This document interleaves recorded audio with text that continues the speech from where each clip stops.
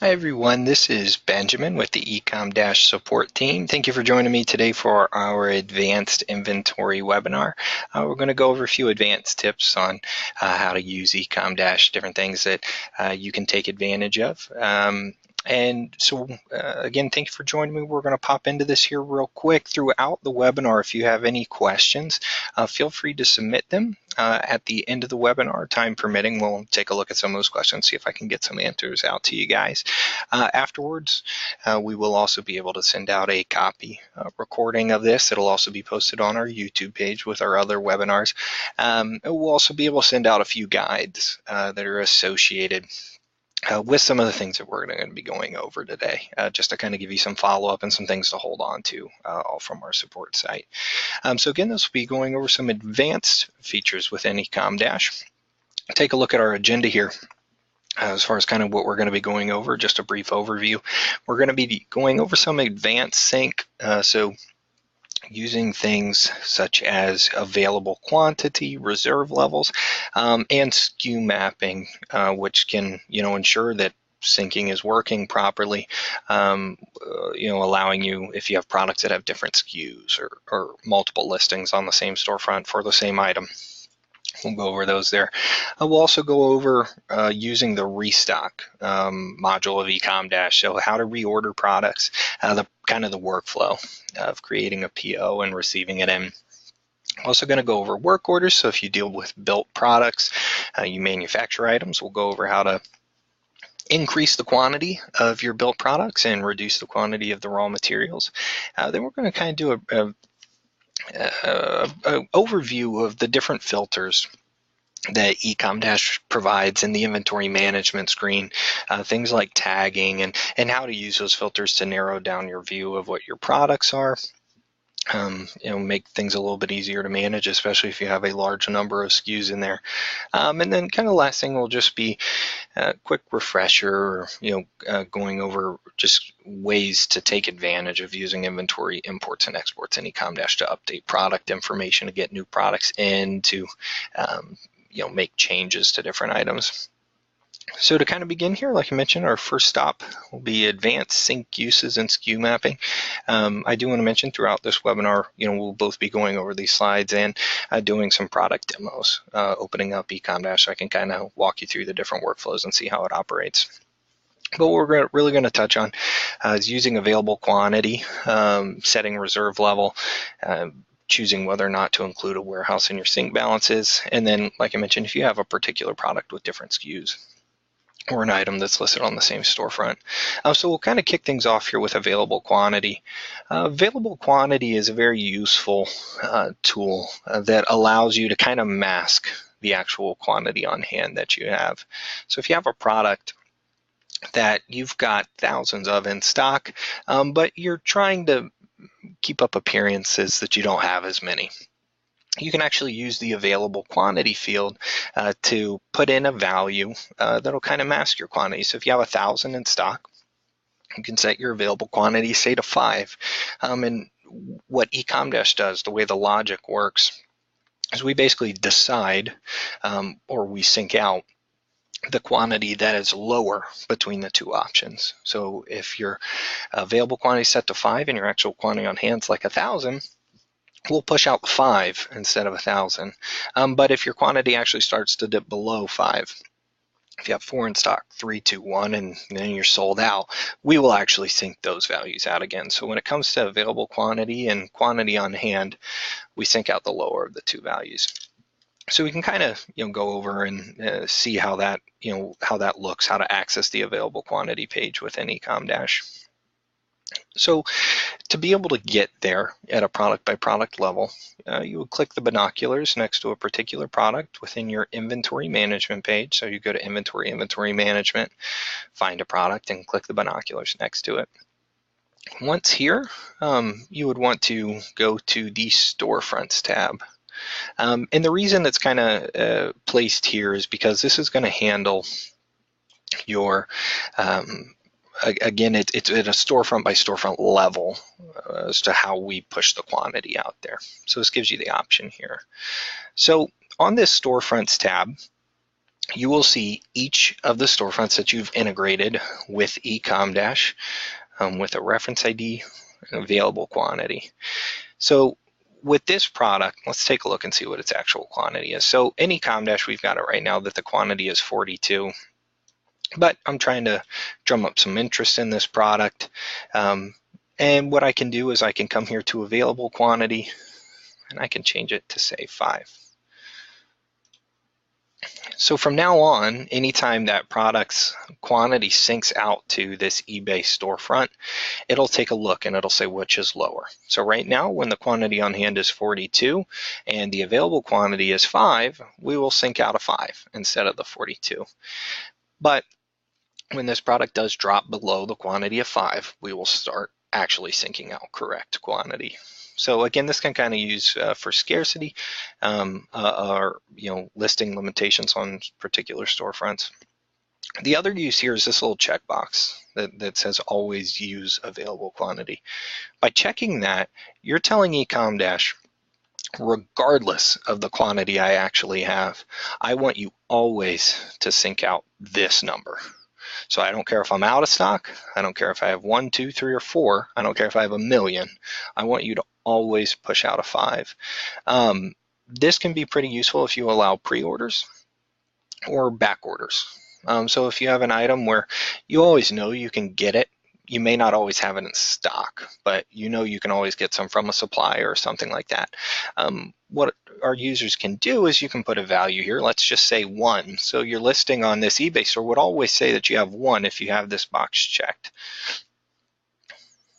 And so even if someone purchases 1, it'll stay active. There's just 1 out there. Now eBay's a little different where they will automatically see that it drops to 0 and that would end it. Because it was purchased there. But as soon as, so probably for eBay, the better option would be 2, because they would drop it to 1, the order would come into Ecomdash, and we would need to sync that quantity back out to eBay, and we would push it back to 2. So people can continue ordering this regardless of your actual quantity. If you check this box, we're always going to sync this out. So one thing you want to be careful of is when you're uploading a file into Ecomdash, you do want to make sure you're setting warehouse quantity and not available quantity, because then obviously you're setting something here rather than the actual quantity of the item. And also you want to be careful when clicking the always use available quantity box.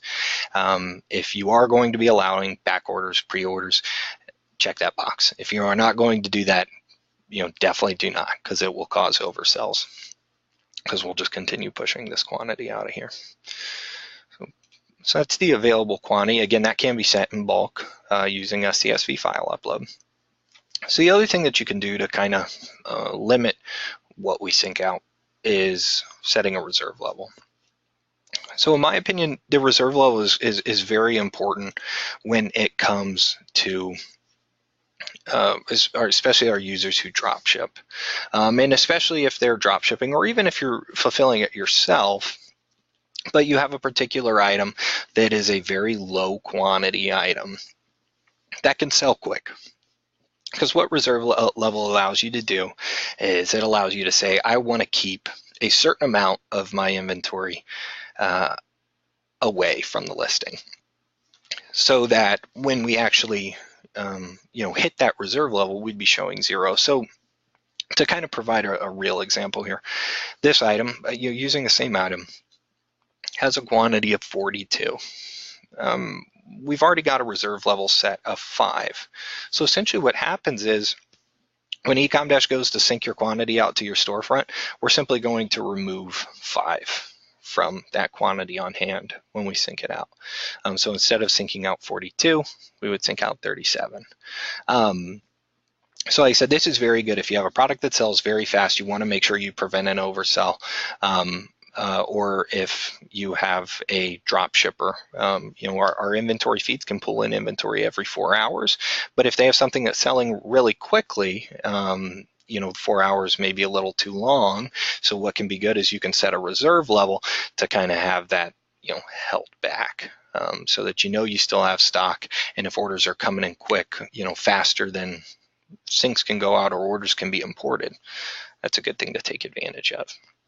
So again, the reserve level allows you to do that. You can actually also set a reserve level at the storefront level. So if you don't want to do it at the product level, you can also do it at the storefront level by clicking into this value here and type it in. So, this time instead of saying remove 5 from 42 when you sync out to all storefronts, you could say, well, I only want to remove 5 when you sync out to eBay. Reserve level at the detail screen, this can be set in bulk. This particular field cannot be set in bulk at this time. Our development team actually is getting that implemented though, so should have that released here soon so that you'd be able to sync that out. Another thing I do want to touch on here when it comes to advanced syncing is choosing warehouses to include in sync balance. So let's say you have a particular warehouse where you store inventory and you want to keep track of the inventory levels you have there, but you don't actually sell inventory. So it's kind of like a staging warehouse, or somewhere where you do keep stock, but you don't want to include that in your listings. You don't want to sell anything from there. So at the bottom of a product, so we've got, we're still within the product details here. You can come to the bottom of the page where you'll see your 2 warehouses, and you can say, I fulfill everything from FBA. But I do have my own warehouse where I bring in products and I hold them before sending them to FBA. But I don't actually do any fulfillment myself. I don't want to send any quantities from my warehouse. I only want to send quantity levels from FBA. So what you can do at a product by product level is you can come here and uncheck this box. So essentially no longer will we include that 16 when we sync out. We'll only sync out 26. So this allows you to keep track of inventory without necessarily including it in your syncs out to your listings. And so you can actually see the change reflected here. So before, when we were including both warehouses, these 2 values matched because we add up your 2 warehouses to give a quantity on hand of 42, and we're syncing out the quantity of both. So sync out 42. Now that you've removed one of them, we're no longer going to be syncing out that other one. So that's kind of how you can do it at a product by product level. You can actually remove a warehouse from syncing. If for every product you don't want to fulfill from that one, you can go to settings, warehouse setup, and multi-warehousing, where here you can actually remove a warehouse just for the whole account, including from sync. If you do this, if you remove it from an entire account, one thing you will notice is if I click here and click save, and then we go back to inventory management. Go to the bottom of the page here. This box is actually grayed out and you can no longer click it because you've removed it at the account level. So this kind of protects you. If you remove it at the account level, you can't have an employee or yourself come here and accidentally click a check and start including it in sync. So if you do ever see this happen where you've got that little cursor telling you no and you're wondering why, it just means that you have not included that warehouse at the account level rather than at the product level. So if you go to settings, warehouse settings, and go to multi-warehousing, you'd be able to include that back in and check that there. One thing to keep an eye out for that I do like to provide heads up, as a part of the support team, I do see questions like this happen frequently. I can kind of show you a quick example of what happens here. Is if we come back in here and we check this box to include in sync. You see both checks there. We've got it included here, 42 and 42. But then you have someone, yourself or an employee, come into the multi-warehousing section, and they choose to not include that as sync for the account level. Now if we actually go back to inventory management and we take a look at this product here again, you'll see that it's checked there, but you see how it's grayed out again and you can't click it. So sometimes people get tripped up there and see, why are we not including that balance here? Because it still reflects here that it's not being included. Say I see the check here. That just means that it's been turned off at the account level. So you would need to go there and turn it back on if you do want to include that warehouse. So that's kind of including in sync. Again, it's a good way to say, I'm not going to ever fulfill this product from this warehouse. I don't want to sync those quantities out. Or if you're using something like a staging warehouse, where you can still add it in here, keep track of that inventory, but not include it in your listings. Next two are some pretty common things that come up that can, we do consider a little bit advanced here. So if you have a particular product that you sell on multiple storefronts that happens to have different SKUs across those storefronts, things when it comes to multi-channel selling are much easier when all your SKUs are the same, but we do understand that is not always the case, whether it's out of necessity or choice, or just you're getting started and just didn't know what SKU to give something. It's okay if you do have multiple SKUs for the same product. If you do, what you want to do is in Ecomdash, we're going to take advantage of the reference ID field. So using this product as an example, in Ecomdash, we call this product SKU number 0000-12126. But on my eBay storefront, the SKU out there is A, just a letter A. So what you want to do to allow Ecomdash to be able, when this SKU changes, you want to be able to communicate that out to SKU A on eBay, is you can come to the Storefronts tab and you can click into the reference ID field and you can change that to A. Now, anytime somebody purchases a product with a SKU of A on your eBay storefront, it'll come into Ecomdash and reduce from this product. Because basically you said, hey, when you look for stuff on eBay, this particular product is called SKU A. I may call it this, but on eBay it's called that. That also means that anytime your quantity changes for this product, when we go to sync that quantity change out to update your listing with the new quantity, instead of looking for SKU 0000-12126, we'll look for SKU A. So you can just kind of go down this page, for your particular product. Maybe you've got it. Every single storefront is something different. On Etsy, it's B. On WooCommerce, it's C. You can come in here and put those in. And then they take effect right away in that, next time quantity changes and triggers a sync, we'll attempt to sync it out to the storefront using that value instead. And again, if an order is placed on the storefront on Woo for SKU C, we'll come in and treat it as this SKU. Same thing for Etsy. So this is kind of manually doing it. You come into the product. Reference ID can be set in bulk using a CSV file upload. Since it is storefront specific as shown here, if you are uploading a file with it within your import format, you do need to designate which storefront you're uploading, trying to set reference ID for. But this is what allows you to do that. So again, if you're selling the same item on multiple storefronts where it has different SKUs, this is what you can do. The other scenario that we have come up is handling an item that's listed multiple times on the same storefront, which this can happen for various reasons. SEO, you're just trying to get as many people in purchasing the item. If you have a particular item that is sold multiple times on the same storefront, number one, you do want to make sure per listing that each listing has its own SKU number, because Ecomdash, when we sync a quantity out to your storefront, we're just looking for one match.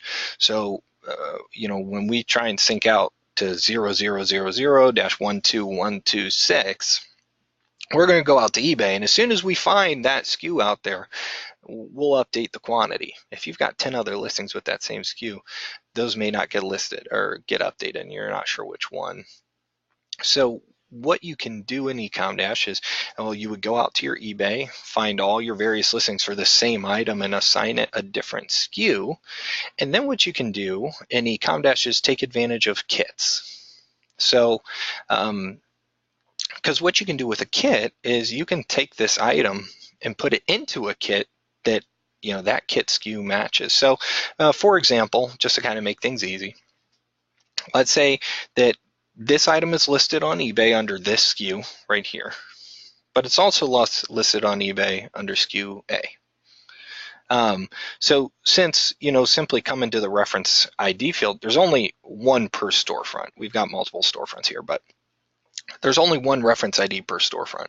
So since on eBay now, you're saying, well, I've got multiple different SKUs out there. What you can do is we'll open up a new window here. We would create a new kit. We'll autofill the SKU number here, but what you want to do, so again, this same item here, here's the original item, 000-12126, is listed twice on eBay, once under this SKU and once under SKU A. So we're going to create a kit, and we're going to put A into it. We're going to save. So then what we need to do is we need to put that original item as a component of this. So I'm going to come over here, we're going to copy that. We're going to click Add Product to add a component to this kit. I'm going to paste it in. It appears here. I'm going to click Add. Close this out. It only, since it's not really a kit, we're just kind of aliasing it. We're just kind of giving it a different SKU number. It only includes one, and then we save. So now what happens is, now you have both this product as a standalone and this product as a kit. So when somebody purchases SKU A now on eBay, it's going to come into Ecomdash, and because it's a kit, it'll say, well, it has one of this SKU in it, so it'll reduce quantity for 0000-12126 based on how many people ordered it. So that way, even if someone purchased SKU A, it's going to reduce that. And then same thing, if somebody purchases this SKU on eBay, the order will come in, it'll reduce the quantity at the warehouse level, and then our kit will automatically calculate. Let's change the one here. Our kit will automatically calculate, and it'll say, well, now there's fewer of the component, we can sell less kits. So essentially, regardless of which item is purchased, whether it's the kit that has SKU A or it's this item on its own, they'll each reduce each other. So you can kind of see here the quantity on hand for the kit is going to be calculated by taking the quantity on hand minus the reserve level, and since we say only one, it'll show 37. So if you go to this item and you reduce its quantity, if we come here and we say, now this is 10, and we save, and we come back here and we refresh the page, the quantity here reduced as well. So again, by doing it this way, regardless of where it sells, well, that keeps changing back to 1. All right, regardless of where it sells, both will be. So if you have, kind of a good way to think of it is, if you have a product that is sold on multiple storefronts with multiple SKUs, use the reference ID method we went over. If you have one product that's sold on the same storefront under multiple SKUs, use kits, because that allows you to use different SKU numbers, always linking back to the same item.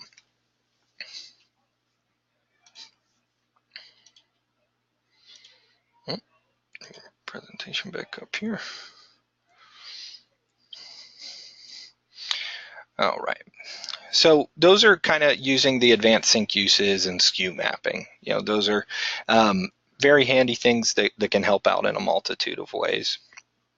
So moving on to that is restock. So with Ecomdash, you can create purchase orders you can send them to a supplier, but you can create them just internally as well. And once you've received the items, you can mark them received to increase quantity. And then, with our auto sync feature, we'd be able to sync those quantity changes out to your storefront. So just kind of do a quick overview of creating a purchase order in Ecomdash. Let's get one opened up here.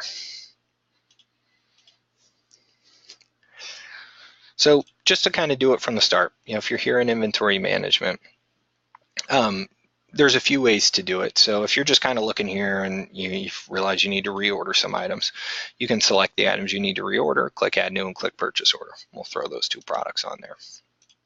Another good place, it's if you have been setting the reorder level for all of your products, which we talked about in our basics webinar, but essentially reorder level, you just say, when my quantity drops below this number, so right here it's set to 5, I want it to be considered, I need to reorder this. So when quantity drops below reorder level, it gets placed on the low inventory screen. You'll be able to come here and take a look. So all the products here, the quantity has reduced below what was set as the reorder level. That means you need to get this, purchased right away. So from here, you can, either select all, or you can go in and say, I need to reorder these particular items. So let's take a look at these here. We'll throw 3 of these here on there. Have each dropped below the reorder level. So we selected the items. We do have some filters here if you want to kind of narrow down what you're seeing, looking for a particular supplier, or warehouse or default view, which you can see we've now added a forecast view here. So you can see how much you're selling. But once you've selected the items, you can click Add New and Purchase Order. We're going to throw these on here. So by going the low inventory route, you can kind of see those items that have dropped below their items you need to reorder, and you can very quickly create a new purchase order from that. You can also just kind of start from scratch by going to Restock Purchase Orders or clicking Add New Purchase Orders. So there's a few different ways you can do it. But once you're here, you'll notice we threw the 3 products on here.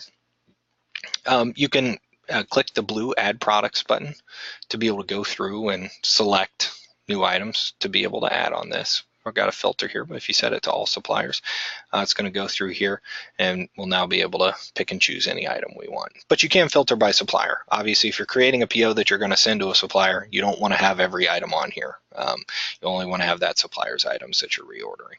And on here as well, we kind of give you that forecast, so it can make things pretty helpful when adding them on there. We can throw another one on here.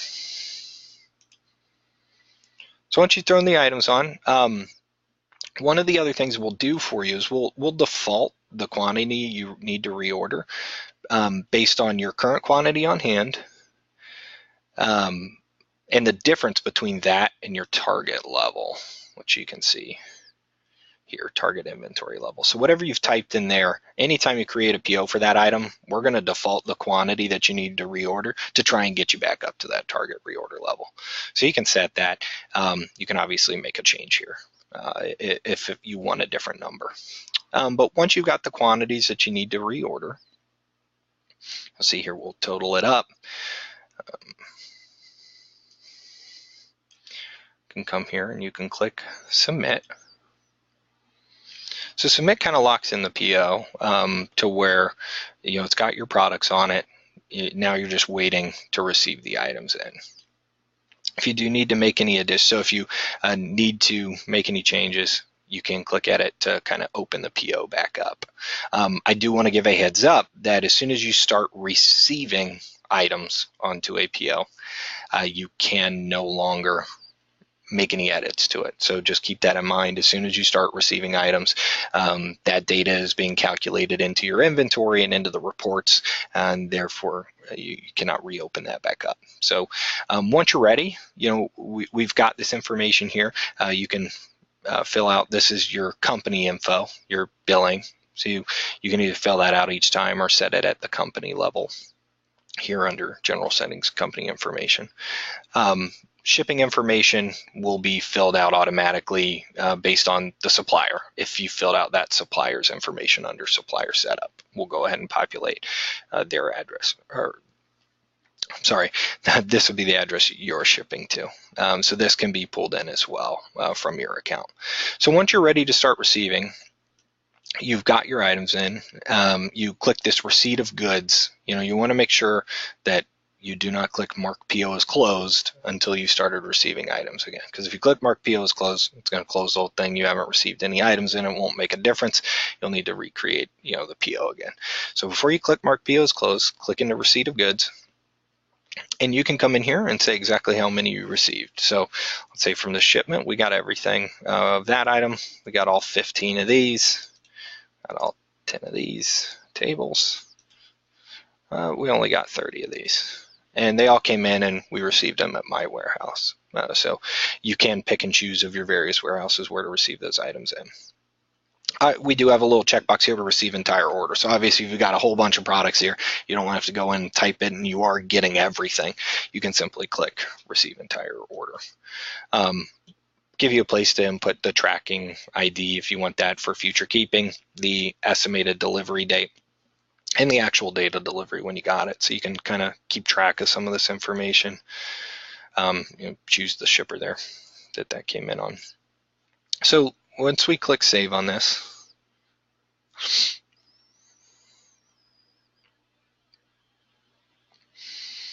so now you see you can no longer add products, you can no longer reopen it. You can't remove products either, or change quantity or change costs. So that's why I do want to stress before you start receiving anything, make sure everything here is correct. Because once you start receiving, you start affecting your data. We want to make sure, once that's kind of out there, there's no going back.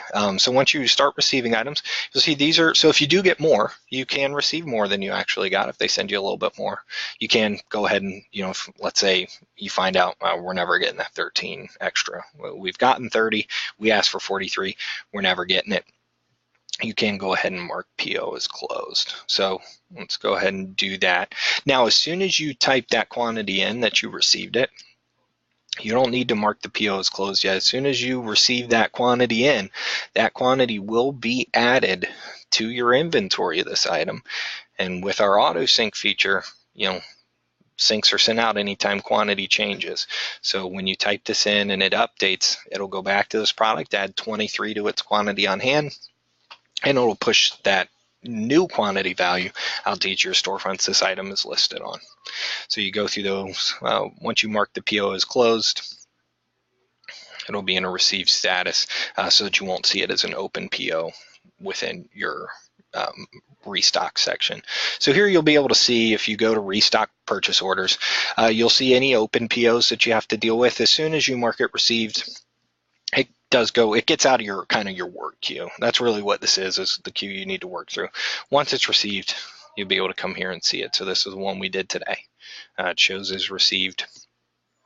And you can go back in and look at it if you need to. You can click the plus icon, take a look at what was actually on there. So again, once a PO, you can create a PO either from restock, add a new purchase order. You can come here to purchase orders and see your work queue and click add new. You can also create them from the low inventory as long as you've been setting the reorder level. As soon as an item drops below that reorder level, show up on low inventory, you can start creating POs from it. And as soon as you start receiving in, quantity will be adjusted to these items and will be synced out to the storefronts.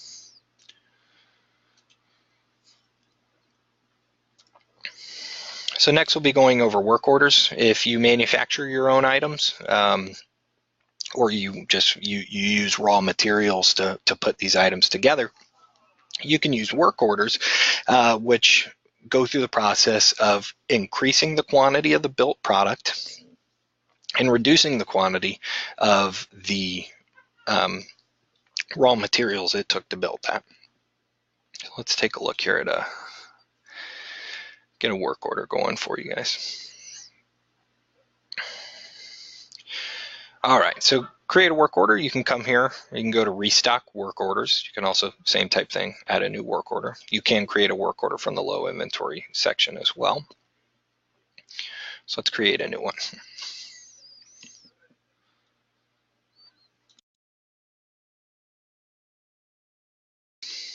All right, so once we're inside a work order, what we can do, you can put in the date you want to have this completed by. So if you're going to have employees working these, putting these items together, you can have keep track of the date that you want. So let's get a product added into here.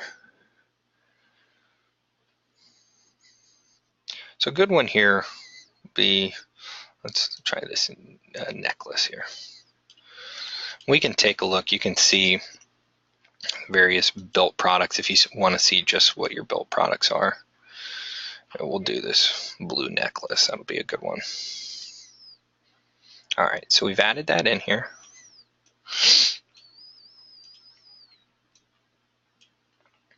All right, so current quantity on hand is 1, but I'm about to run a promotion of this item and I want to get a little bit more out there. So let's say requested completion date, give it a week. Let's get this done. So essentially what we do here is you say, I want to have 10. So my reorder quantity, let's get 9 more of these so that by the time I run my promotion, I can have a total of 10 in stock, as long as I keep this 1. So what we're doing when we'll pull in the cost as well of the material if it's set for the raw material. So let's take a look inside that built product here so you can kind of see what's happening behind the scenes. So inside this blue necklace, we have defined that to make this blue necklace, it's going to take 50 of these glass beads. It's going to take 1 chain, necklace chain, and 1 pendant. So for each one, that's what it requires to be able to make this item. So, if you have costs set for these particular items, we'll calculate the material cost it takes to make each one of these. We'll go back into this here. You can also set labor. So, by setting an employee here, you can actually, under general settings and employees, you can set their hourly rate. And then within a built product, you can say how many hours it takes to actually complete this item. So total build hours. So that way we can kind of calculate the labor. So if you say it takes 1 hour to make this item and they get paid $10 an hour, we'd put the labor cost here as 10. Again, we would add up the material cost. So we'll add, we'll kind of show you this stuff here. So we need to get these 9 built. So we click submit. So this will kind of kicks things off here. So the only next step from this that you need to do is once your team has gone in, they've built these items, they can come to this manufactured tab. So just like the receipt of goods tab for a PO, you want to come to the manufactured tab so that you can say how many you've built. So you're going to be able to come here. You can mark all as built if they built all 9, but let's say, hey, we just got 1. I'm going to go ahead and increase my quantity. As soon as I type 1 into here and I click save, the quantity of the built product will go up. So if we refresh this page, you see quantity is now 2, and we will have gone in and automatically reduced the quantity of each of the raw materials it took to make that item. So we said it took 50 beads, we reduced this by 50. It took 1 chain, we reduced that by 1. It took 1 pendant, we reduced that by 1. So one of the big differences, and one of the questions we get a lot, is what's the difference between a built product and a kit? The main difference is with a built product, you're reducing the quantity of the raw materials when you're manufacturing it. With a kit, you reduce its components when it's purchased. So if you're taking things and going ahead and packaging them up ahead of time, built product's a good way to go. If you're simply bundling products together, allowing people to buy multiple, a kit's a good way to go. So to kind of finish this built product up, if we go back here and let's say mark all as built, go ahead, populate that as 8, save. As soon as you receive in the total amount, it'll mark it as closed. So the work order is now closed. The quantity has been increased to the blue necklace, and the quantity of the raw materials is reduced. So we'll kind of watch this here. And see, now we're all out. We have no more glass beads. That used them all up.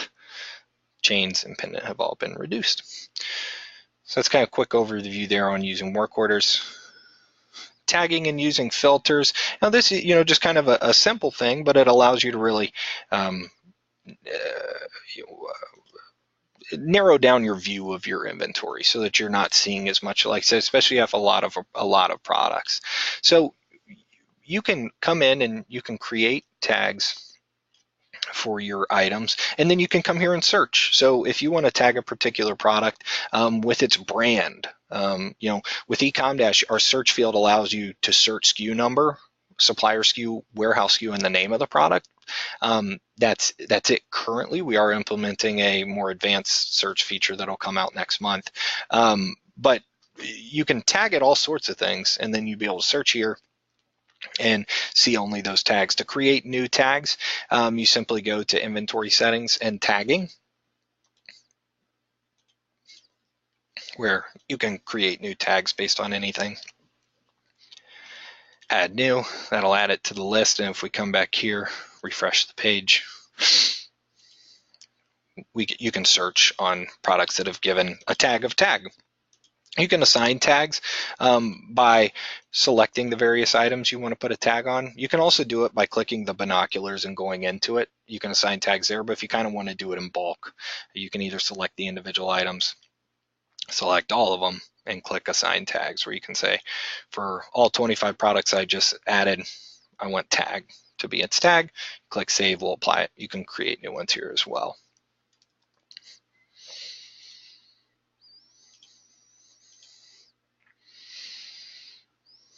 So that's kind of how you can add tags. Like I said, just kind of gives you a little bit more freedom as far as searching.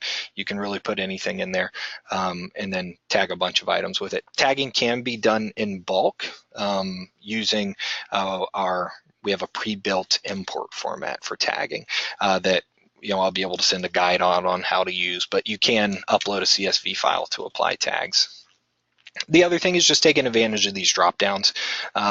If you've assigned a supplier to a product, you can simply select that there, and only the products with that supplier will show. So kind of makes things easier if you do want to create a PO from this screen, or if you're just looking for that information. Warehouses. With Ecomdash, every product exists in every warehouse. It just may not have stock there. So simply doing this, you'll still see all of your products. The main thing that will change is if you take advantage of this fourth drop down. Where in the default view, simply picking and choosing a warehouse won't do much. But if you do physical inventory view, now you'll actually get to see the warehouse quantity. So this shows you what you have in total, but this shows you exactly what you have in FBA, exactly what you have in your own warehouse, as well as their island bin, their committed balance. So this one's really good, the physical inventory view, just because, like I said, it allows you to see a little bit more by warehouse. And obviously you can sort by warehouse quantity. A lot of these are sortable. You can also see the current activity view, see when it was last sold, how many orders. This committed balance is how many orders you have open that have that item on it, and how many you have open POs with it on as well. So if you're reordering it.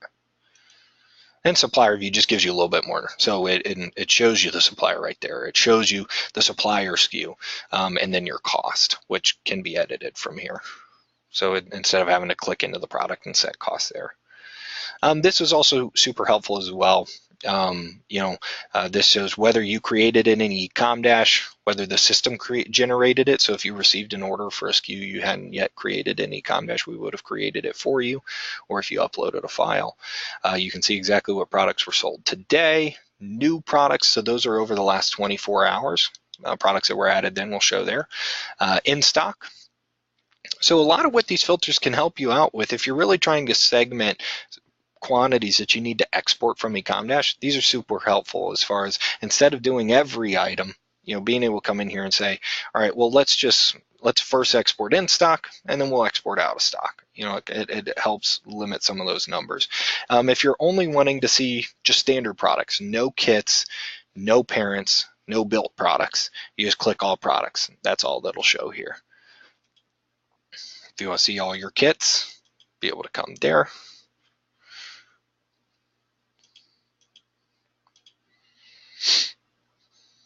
All built products and all parents.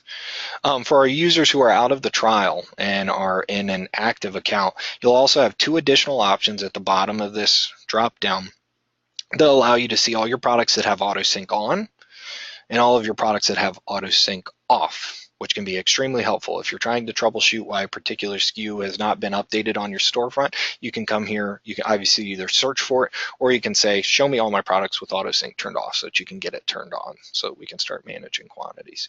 So again, using these allow you to narrow your focus as well as limit some things, because when you export, one of the options, we're actually going to go over that right now, is exporting and importing, is all inventory for filter. So if you're setting filters, when you click that, we'll only export, what you're showing. So we would only export all parent products or all in-stock items. So it kind of allows you to limit that. So really our last section here is updating product details with imports and exports. Essentially what you can do with this, and the real kind of advanced thing that I want to mention is with Ecomdash, if you're needing to make a bunch of edits for your products, the easiest way to do this is to export the data out of Ecomdash and then save it, and you can immediately turn it right back around and upload it back into Ecomdash using an import file. So, export it, see what data you need to change, make the changes you need, and import it. So we can go over here kind of how that works, and there's a good function here.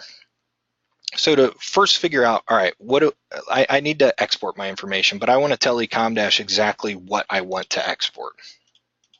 I need to create an export format. So basically, again, this tells Ecomdash when you run an export, you want to say, I'm going to use the webinar test export format. So when you export my data, this is what I want to use. So essentially, you can pick and choose from this entire list here. You click add attribute, you can choose anything, and whatever you throw on here, the number one important one is SKU number. You have to have SKU number. That's how we're going to be able to export your data.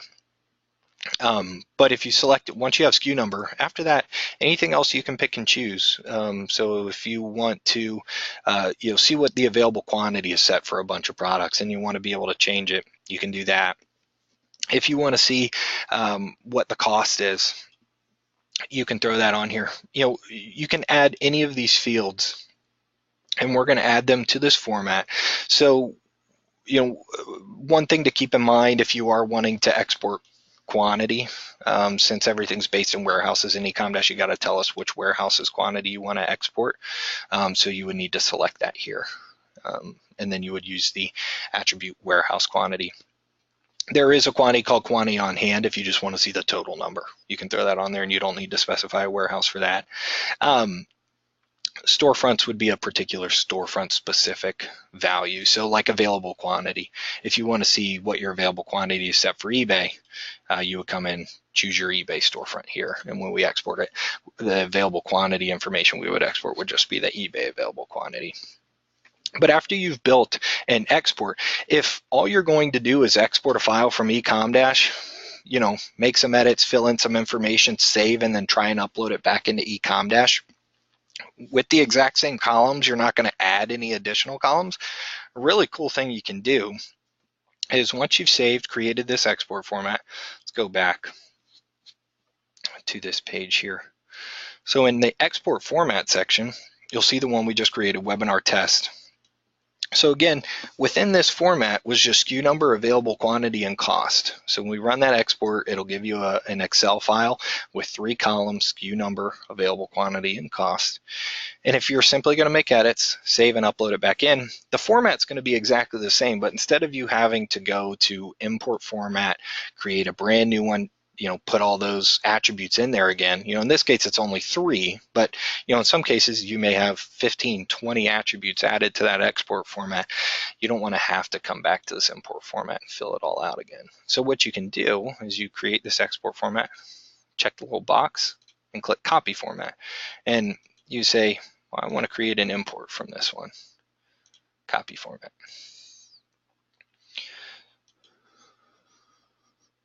So by doing this, come to the import format. And since I clicked it twice, created it twice, but here on this page, now this copy's here, and we'll have created it exactly the same way as you created that export. So what this tool allows you to do, again, is to create an export format that you can pull your inventory data out of Ecomdash, make any changes, save it, and then upload it back in.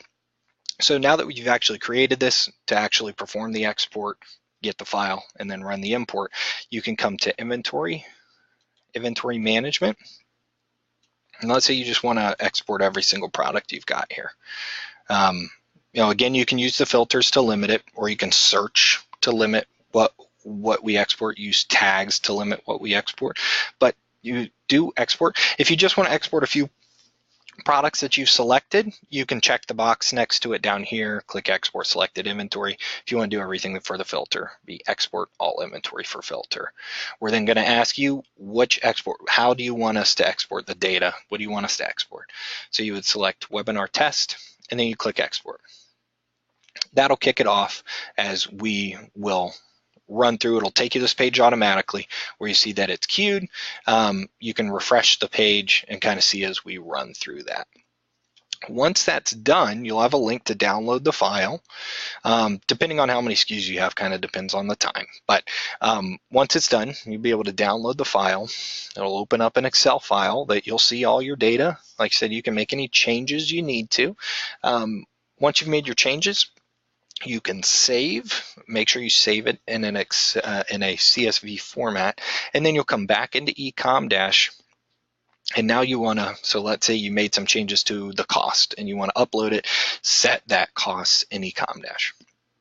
You would come to inventory, upload inventory, where you would click browse to choose the file you just saved. You would choose the import format to tell us how to read your file, because that's really all these import formats are. Is when you're adding attributes into them, you're saying, when you add SKU number as the first attribute, you're saying in my folder or in my file, I have SKU numbers in column 1. When you have available quantity as attribute 2, you're saying you've got that value in your second column. So you come in here, you pick the one we made that matches it. If you're wanting to update information, so the cost you have in there, you want to upload that and have it change the cost that's in Ecomdash, you want to have it set to overwrite. So we'll run through there, find that data, overwrite it with the information that's on the file, overwrite the information in Ecomdash with the information that's on the file. There are other options here. Perform no action. So if you're uploading just new information, so new SKUs, and you don't want to override information you've already set for SKUs you already have, you could say if SKU matches on your file, perform no action. But if you're updating it for all products, you want to choose overwrite. If you're looking to also when upload that file, if you added some new SKUs that weren't in the Ecomdash and you want to add them in, you want to have this box checked. If you're not wanting to create brand new products with that upload and you're just looking to update it, information for SKUs you already have, you want to uncheck that box. So that way, if there's an errant SKU or something on there, we won't bring it in and we would let you know. Once you've got all that, you click upload.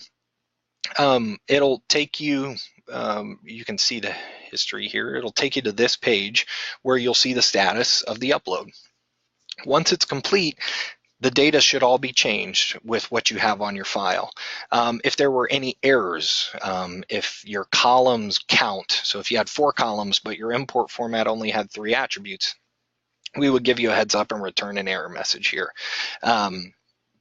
If there were new SKUs on the file and you had that box unchecked that said create new SKUs, we would tell you, hey, we found a few rows that were new SKUs, so we skipped over those. We didn't bring them in. But once you see this here and complete, it's done. Then you'd be able to go to your inventory management, click into a product that you had on that file, and you'd be able to see my cost has now changed. So that can be super useful in updating information in bulk. Super useful for just checking information. If you just want to see, high level, what is my cost set for all my products? You can create an export to pull it out, and you get an Excel file that you can sort and do whatever with to be able to see all that. But it also gives you the ability to make changes, save the file, and then upload it back into Ecomdash using that import format. Again, that one, that was kind of a very simple touch on that. It can get super in depth. One of the things we'll do is when we send a follow-up email after this webinar, it will include a kind of step-by-step on doing that whole process again. Thank you again for joining me here today as we went through this. It's been a real pleasure. I hope it was helpful. Got you guys some new tips and tricks on how to manage your inventory in Ecomdash. If you do have any additional questions, please don't hesitate to reach out. Best way to do so is to send us an email, support@ecomdash.com. Of course, if you're one of our users, you can schedule a call within the software by clicking the question mark and then selecting schedule a call. And you can also take advantage of the chat functionality within the software. We'd be happy to answer your questions there again. So again, thank you for coming out, and hope you guys have a great rest of your day. Bye-bye.